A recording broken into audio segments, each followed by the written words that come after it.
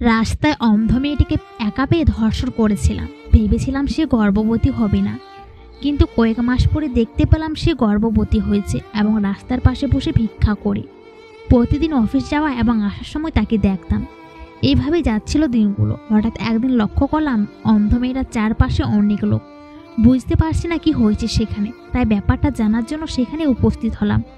সেখানে উপস্থিত হওয়ার মাত্রই আমার মাথায় আকাশ ভেঙে পড়ল, কারণ সে একটি পুত্র সন্তানের জন্ম দিয়েছে, দেখতে পুরোটাই আমার মতো।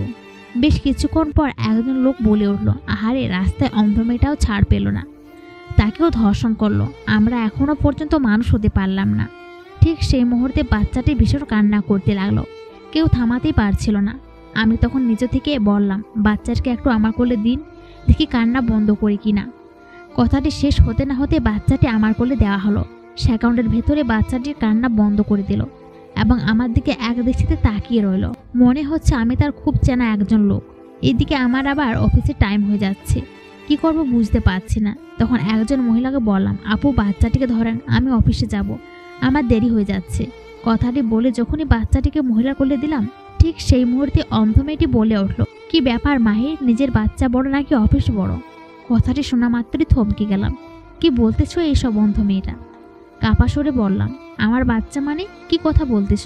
কেন, সব ভুলে গেলেন নাকি? সেই রাতে আপনি আমার সঙ্গে কি করেছেন? মানে আমি কিন্তু অন্ধ না। কথাটি বলেই